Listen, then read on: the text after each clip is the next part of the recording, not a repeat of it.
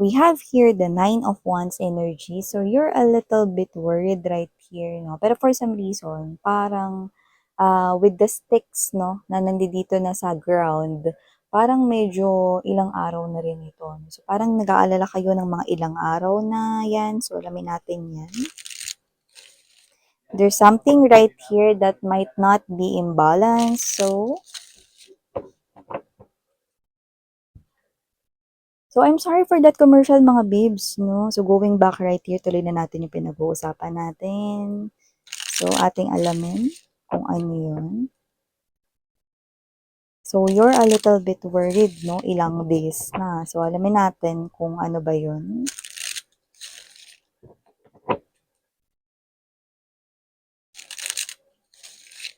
You are appearing as the Queen of Swords energy. So, it looks like may energy kayo rito na parang medyo gusto niyo nang mag-speak up dito.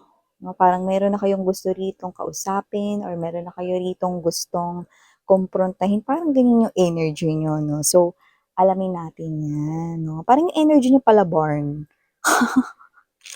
Palabarn yung energy niyo. So, let us see.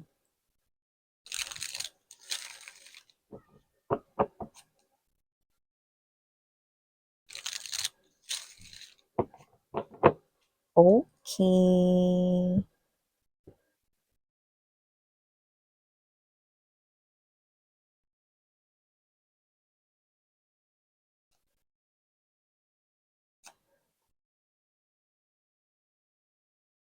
Hmm.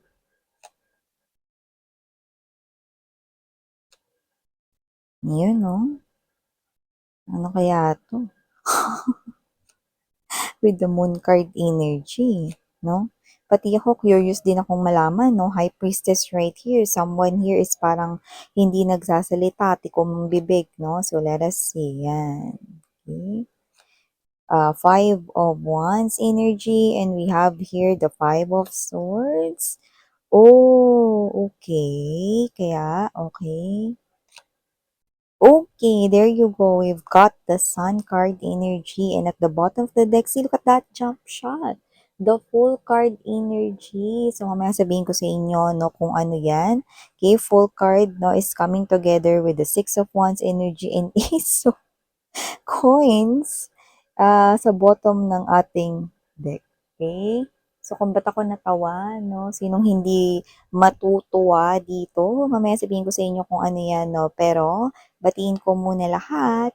Hi and hello there, new subscribers. My name is Yan. Welcome tuloy po kayo dito at sa ating mga returning tambayers na walang sawang tumatambay.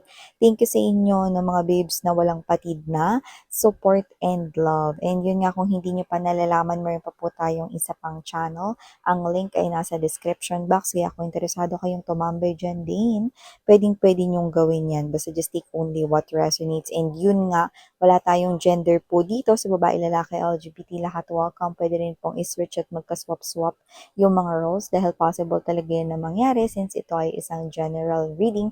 And at the end of the day, everybody, meron kayong free will na free nyo pong gamitin anytime, anywhere. And yun nga, no, nakikita ko dito mga babes na taas ang kilay ninyo at mukhang magkahalo na Nine of Wands to the Four of Cups energy, magkahalong pag-aalala, in English, worry. Magkahalong pag-aalala, you're worried right here, no, about something, and at the same time, no, nakikita ko yung fear, no, your fright dito, no, so kung ano man ito, parang magkahalong nag-aalala kayo dito, magkahalong natatakot na din, no, takot na may halong pangamba, no, pero with the Five of Wands energy, takot na may halong pangamba, no? At may halo ring pagkabwisit, you know? So, whatever the case may be, you are something here, no, na parang medyo nagiging manghuhula ka na, no? So, nakikita ko dito na parang you are thinking about something, you're confused about something, at yung something is about your partner. Yan, no? Parang kayo to mga babes, so na parang may kakaiba sa kinikilos ng partner ko. Parang may mali sa kinikilos ng partner ko, Ano? So, nakikita ko rito na may mga napapansin kang mga little details na parang para sa'yo ay kakaiba, na parang hindi niya naman yun ginagawa, pero ginagawa niya yun nitong nakaraan lang, 'no, hanggang ngayon, 'no. So, parang may kakaiba talaga, 'no, sa'yo ritong special person, sa yung SP, 'no, or sa'yo ritong partner, whether boyfriend, girlfriend mo yan, or whether husband or wife mo yan, or whether someone here, 'no, naka-connect mo at mabutihan kayo, 'no. So, kung sino man 'yan, meron kayong espesyal na connection na dalawa, 'no. Pero ikaw 'to na nag-aalala, natatakot dito and at the same time nabubwisit ka kasi parang medyo kakaiba yung with the moon card energy, medyo kakaiba yung kinikilos, 'no, ng iyo ritong partner. Kaya kung sino man 'yan mga babes 'no, parang kayo 'to 'no, na talagang curious na curious kayo na malaman ano ba nangyayari rito 'no. Kasi nakikita ko rito na may mga napapansin kayong mga little details 'no, na parang may kakaiba sa kanya na hindi niya naman 'yan ginagawa dati pero ginagawa niya ngayon 'no. So kung lagi siyang nagpapaalam 'no, na siya ay lalabas 'no, kahit nalalabas lang siya, bibili lang diyan sa tindahan or whatever 'no, nagsasabi siya 'no. Pero ngayon mukhang example 'no, lumabas siya 'no, ta's nakabihis siya 'no, tapos sinabi niya bibili lang siyang suka. "Ay hindi bumili lang ako ng suka diyan sa labas babe," 'yan 'no. "Bumili ka ng suka pero suot mo dito yung sneakers mo tapos nagpabango ka pa, ano 'to?" 'Yan 'no. So, parang nagtataka kayo sa kinikilos niya dito 'no, parang may kakaiba. Tapos parang siya ito na parang tinatago niya rito 'no, yung kanya ritong, mga messages 'no. So, kung dati 'no, kahit labas-masok kayo 'no, sa palakad-lakad kayo sa sala 'no, at nakaupo siya ro'n 'no, tapos hindi niya iniiba yung posisyon niya, hindi niya nililipat-lipat yung puwesto ng cellphone niya 'no, para hindi niyo makita yung binabasa niya dati 'no. Kahit nakaupo siya do'n, hindi niya nililipat 'no, kahit na mag 360 degrees pa kayong ikot habang nagwawalis kayo 'no, wala 'no. Talagang okey lang sa kanya 'no, na nakikita ninyo yung ginagawa niya. Pero ngayon 'no, kapag nandidito kayo sa puwesto na 'to, gumaganyan din siya.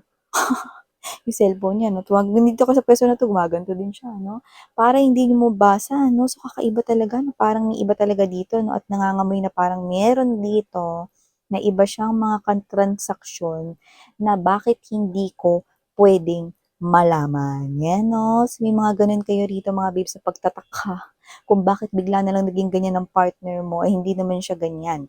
Dahil kilala mo siya sa pagiging sweet, kilala mo siya sa pagiging rito 'no, na maasikaso sa inyo 'no, maaaring, kayo ito 'no, na 'pag may hiningi kayong pabor kahit nautusan niyo pa siya mga babes na bumili mga babes ng napkin sa labas, ready siya dun 'no.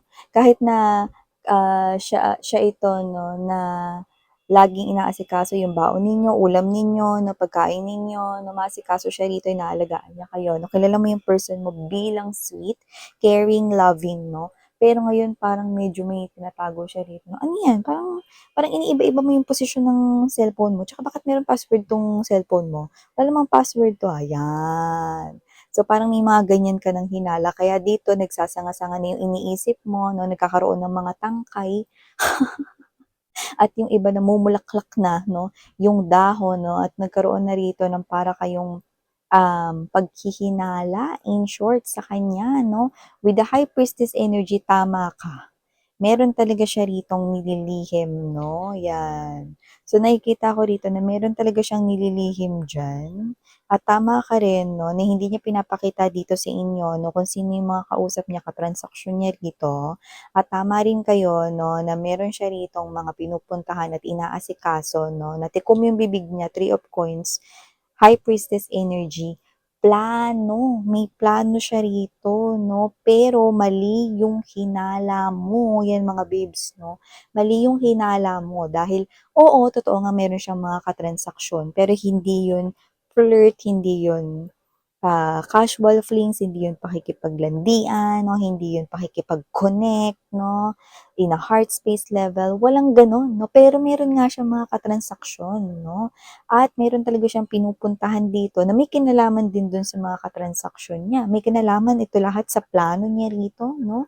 So, nakikita kong hindi siya nagsasalita rito and at the same time 'no, gumagamit siya rito ng parang 'yan, nagsisinungaling siya rito 'no, pero kailangan niya raw magsinungaling. White lies 'yun 'no, tinatawag niyang gano'n, white lies 'no. In short, parang nagsisinungaling siya rito para maging epektibo ano man yung pinaplano niya rito. So yung hinihinala mo, mali yun. So nakikita ko rito mga babes 'no, na itong person mo ay may pa-surpresa sa'yo. Yun yung nakikita ko dito.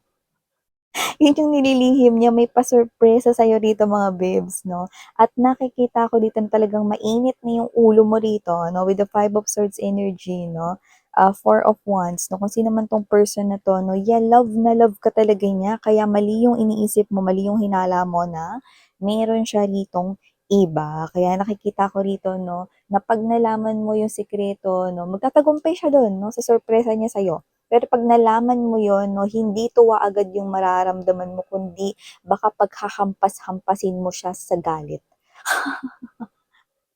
sa pikon 'no. Yung iba may mangilan-ngilan dito na maiiyak 'no, dahil parang, kayo ito 'no na, "Akala ko meron ka na kasing iba." 'Yan 'no, may iyak rito 'no, na parang sa pagkabwisit 'di ba, sa inyong partner. Yung pala may pa-surpresa siya, 'yan mga babes 'no. So nakikita ko rito 'no, na mali ang inyong hinala 'no. So nakikita ko rito na magiging successful dahil paninindigan talaga ng partner mo ang surpresang ito. Kaya kahit na magdadaldal ka pa ng mga hinala mo, "Sino yan? Patingin ako, patingin ako, patingin ako." Yan 'no. "Or saan ka pumunta? Bakit nakabihis ka?" Yan 'no. So may mga gano'n kayo, "Bakit hindi natuloy yung date natin nung nakaraan? Siguro may iba kang ka-meet up 'no." Yan. So may mga gano'n 'no, pero wala.